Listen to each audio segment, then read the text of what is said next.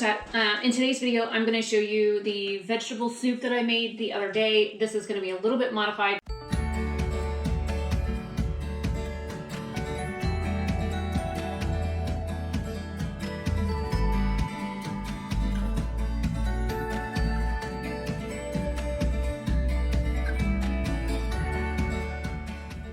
Because I'm going to add in things like tomatoes because they're getting to the point where they need to get used. I have an avocado here, again, it needs to get used, and just a few other things. And I have a little bit of this quinoa left, so I just figured I would use that in it as well to bulk up the soup a little bit.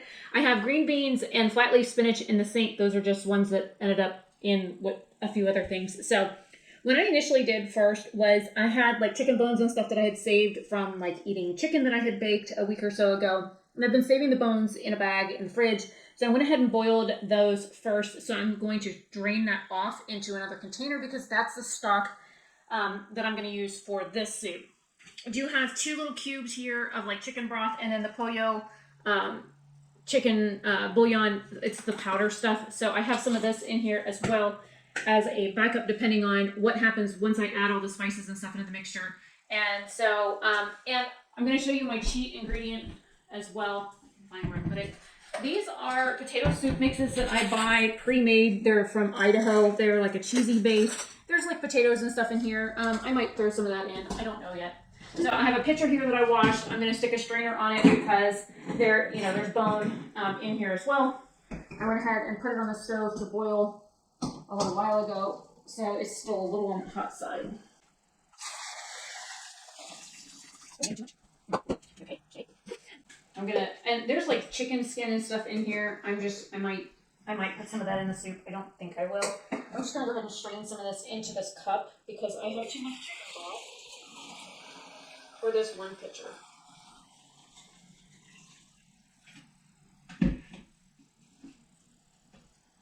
So we have a container here. Now I can drain the rest of it. And then whatever's left of the bones and whatnot, I will go ahead and put those in my box of stuff that I'm going to take out to the yard for the animals that are out there. I have seen some animals and stuff have been eating what I've been leaving, so I know that they're at least getting what I have. So I'm going to go ahead and pop this over here and take this to my thing.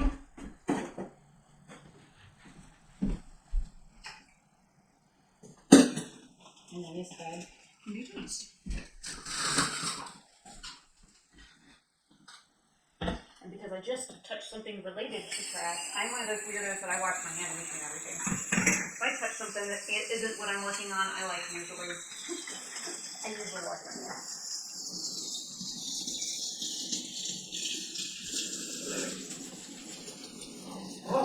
Because I have this, I might as well wash it.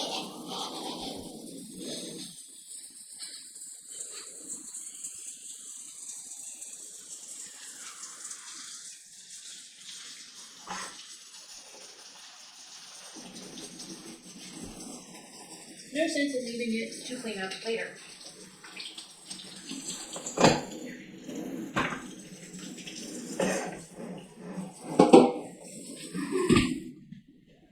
Now, I could go ahead and put the seasoning stuff in here. Actually, I might do that with some of the dry seasoning, just for the simple fact that it takes a little while for them to soften up.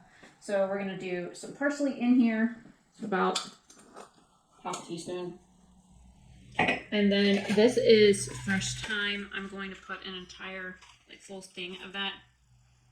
And these two little small pieces I'm going to go ahead and stick in here. You'll find the little wood pieces later, so there's no point in taking them off the stick. And then we're going to take about a teaspoon of rosemary. Some black pepper.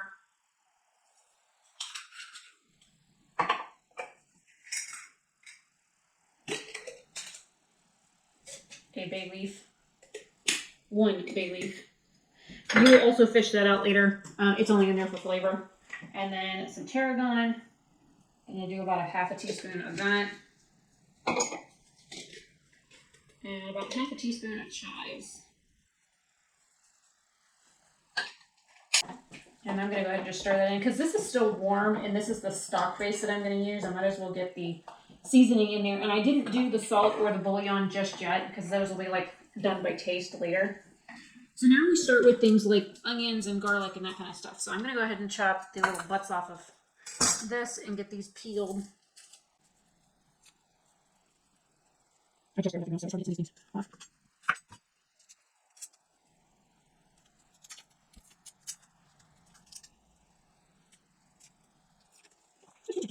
We're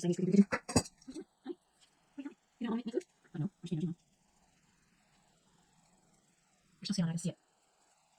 There it is.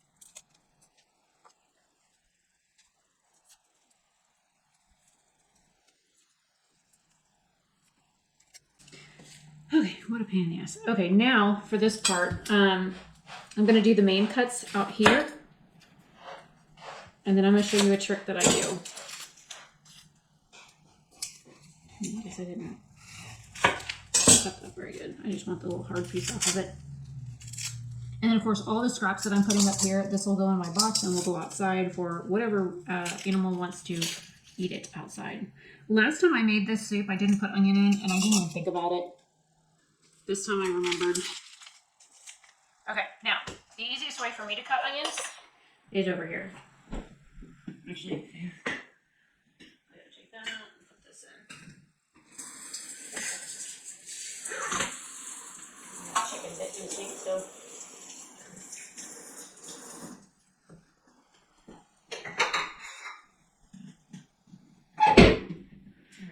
Move you guys over here and show you my trick. Because I found years ago that if you cut onions, no matter how you cut them, they're going to make you cry. So the easiest way to avoid this is to cut them under cold water.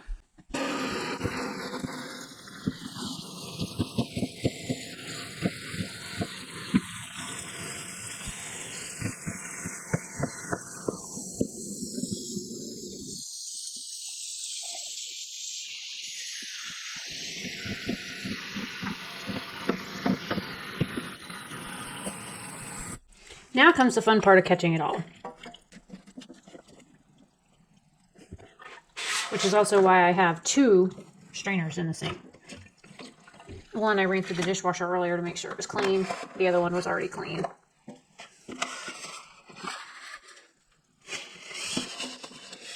And of course my sink was cleaned before I started.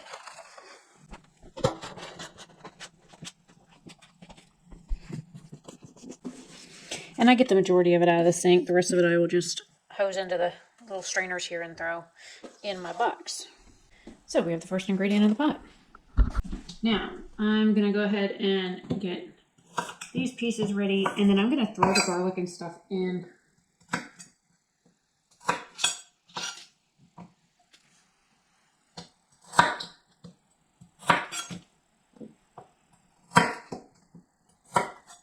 And I would normally use more carrots in this, but I ran out. This is all the carrots I had left. I used most of them last time. Everything's been washed too, by the way, in case you're wondering. Everything has been washed.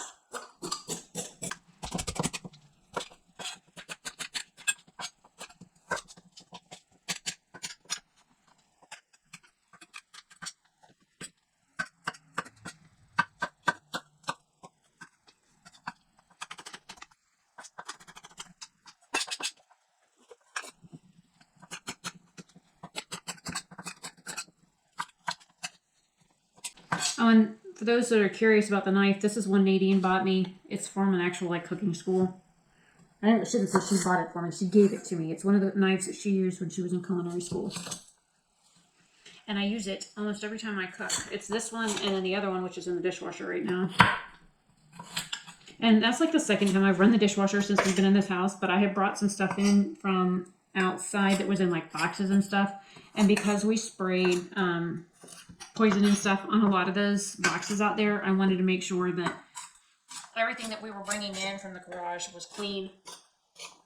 Even if it's like a little wicker basket, I've been running those through the dishwasher because I didn't want any like poison or anything in the house, especially not with the cats. I didn't want to take any chances.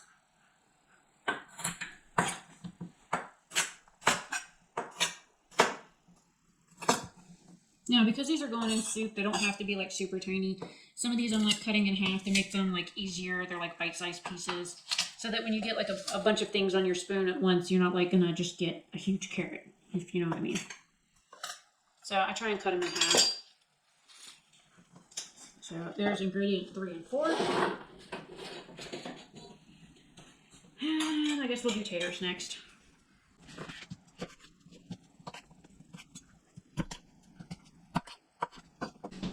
The reason I cut some of these things up so small is so that when you get a bite of soup on your spoon, you get a little bit of everything.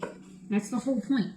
You get some carrot, you get some potato, you get some kielbasa, you get broccoli and cauliflower, you get some spinach and some green bean. I might have to wait on the tomato and the avocado because I still have spinach over here to use.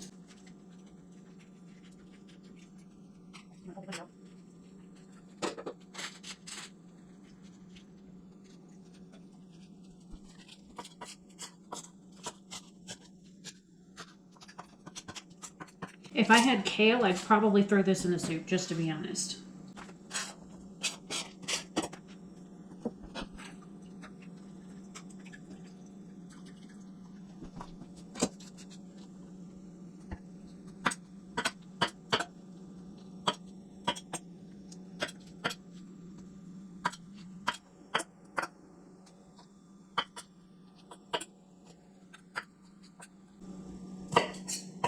On any of these spots where I'm not talking, I will be speeding these up so that you guys are not sitting here just watching me chop vegetables the whole time. I will definitely be speeding it up. I'll leave everything in unless there's like major dead space, which there hasn't been so far, other than, you know, lack of talking. It's the only thing that I'll do is I'll just speed up these clips. I have more green beans in the sink, but I wanted to just kind of start with this because this is almost full.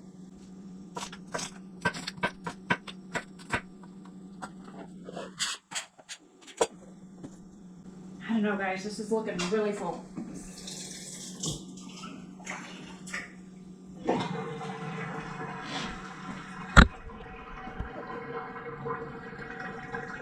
Like, really full.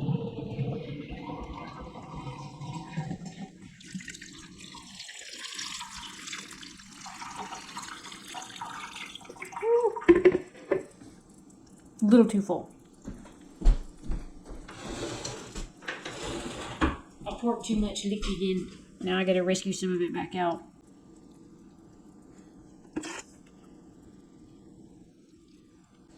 Because I don't want this chicken broth to boil all over my stove.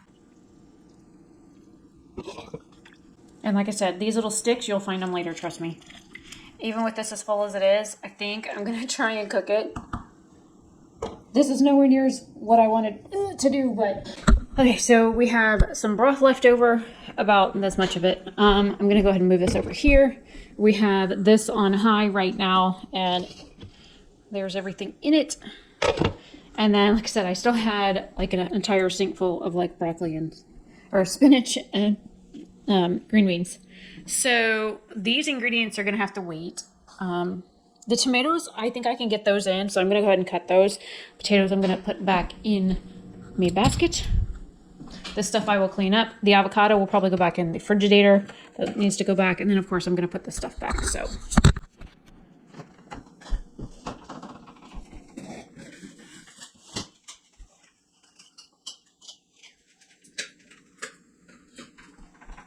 I didn't have the quinoa yet, and there's a reason for that. There's no room. And I'm gonna leave the bouillon and the salt out as well. And these are those 8-ounce spice jars that I had on my Amazon wish list. My friend Mari bought me a set, and my friend Casey bought me a set. And so far I've only got a few of them filled up. But I'm glad that I have them because they're very handy.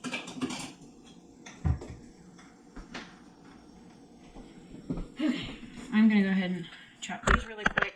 These will be easy just to kind of put in there because these are like super squashy. See, they're super squashy. Very, very squashy.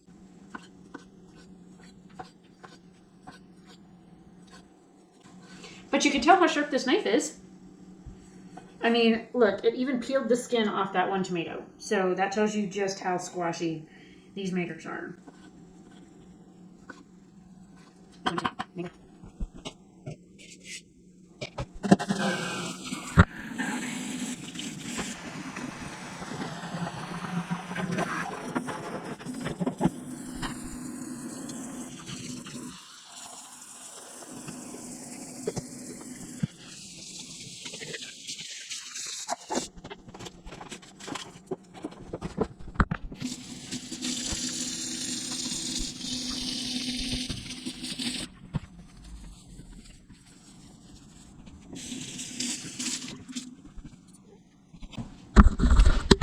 Okay, so now that the kitchen's cleaned up, I still have to get these spinach and green beans out of the sink and put them away. And somehow or another, I put my little onions in there. I need to get those planted.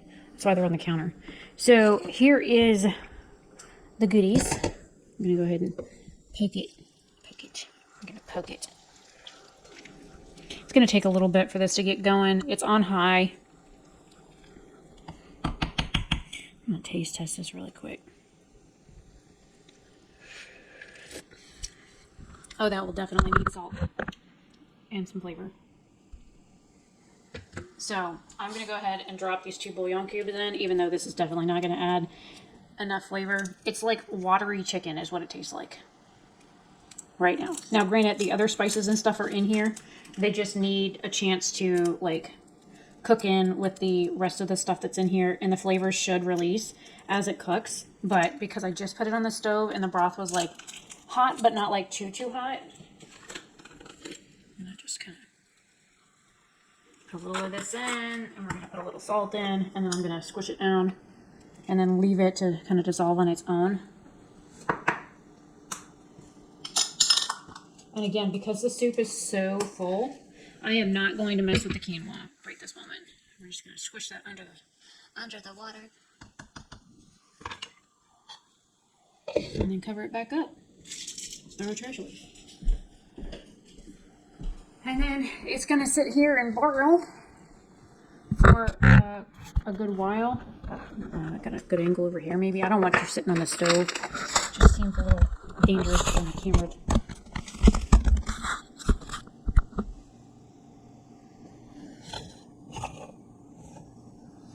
Okay, we're gonna come back in about 10-20 minutes, poke it, stir it, check on it, that kind of thing. Okay, so we had some overflow issue, so I had to split it up into 2 pots.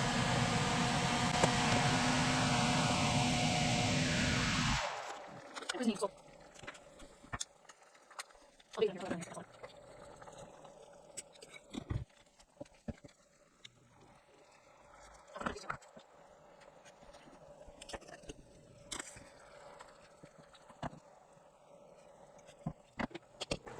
Oh, I guess I can show you guys what's going on in the pot.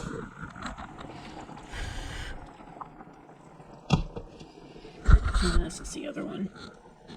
See? Bay leaf.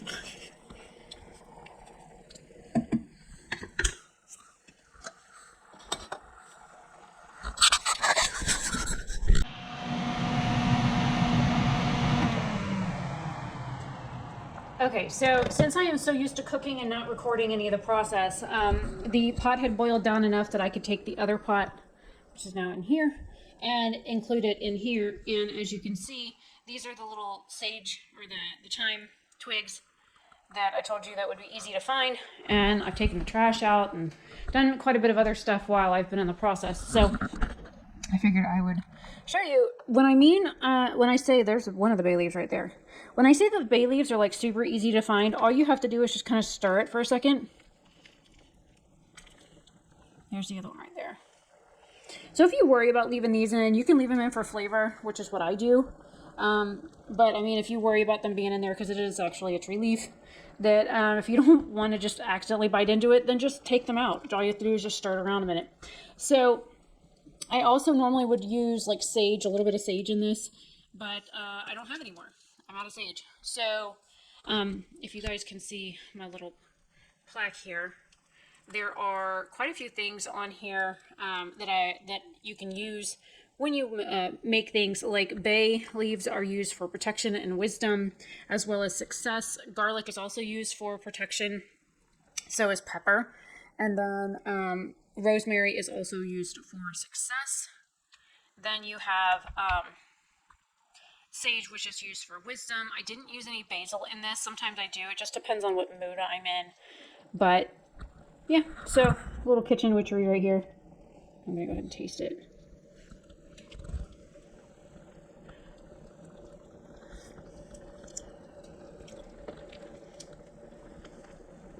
It's basically done. I could turn this off right now and it would be completely done. Okay, so because I wanted to go ahead and add in the quinoa, I'm probably going to add in a little bit more liquid after this too. I'm just going to pour this into my hand and then spread it around. And of course, drop kernels on the stove that I just freaking cleaned again because my pot boiled over. Okay, you know what? We're just gonna. Oh, wow. Okay. Just throws in some extra, fiber in here. I do have some chia seeds that I could probably use in here too. There's other things that you could probably add in, just to show you a couple of examples. Like I could throw in some pine nuts for some extra protein. Those are sunflower seeds. That would be kind of weird. So we have some chia seeds, which are also like really good for like protein and stuff like that. You know what? I think I'm going to throw in just a smidge of both, just because I can. This is about 1/4 teaspoon right there. And this will add a little bit of a nutty flavor. It's about 1/4 cup. I need 2 of those. Even though there's kielbasa and stuff in here, there's not a whole lot of protein, which is why I normally add cheese to it, which adds protein to it. But if you worry about not getting enough, you can always add like nuts to it and things like that to, especially pine nuts. They're kind of like the weird nut that you can eat them with sweet things. You can eat them with salty things. You can chop them up and put them in breads, and people don't really notice what's what. So now we just have to wait for the quinoa and the chia seeds to fluff up a little bit. And then the pine nuts, so like I said, they'll add like a little bit of a nut flavor, just a hint into this. But for the most part, this soup is done. You see all the nuts floating. And as you can see where I boiled over, I've just been kind of leaving it kicked at an angle. I could probably add a little bit more water to this, but I'm going to leave it for where it's at right now. Make sure that it's on low. So that it simmers, and I might, add some more water to it in a little bit. So just figured I'd check in. Okay, so after the last time I showed you what was going on, I did add just a little bit more water. I'm going to go ahead and take the leaf out. Find the other one. I mean, like I said, you can leave them in, but by this point, all the flavor is already out of them, so there's not really any point.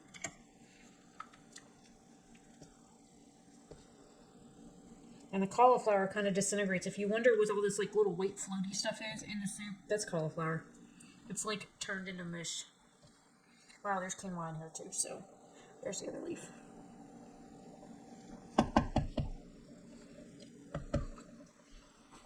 All right, so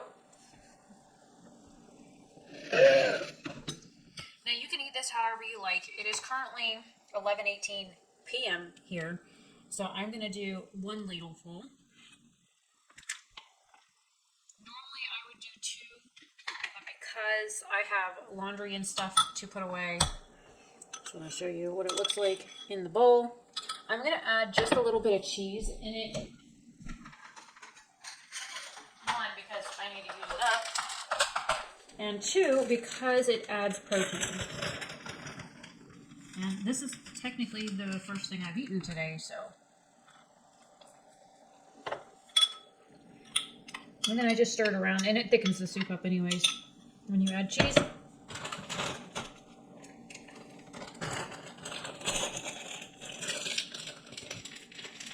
then the soup gets to cool. So I can then put it in containers and stuff so it can go in the fridge. But I'm going to go ahead and put the lid back on it and pull it completely off the heat. It's kind of stuck from the overflow that I had some issues with. I've had all kinds of fun cleaning my glass stove. Yeah.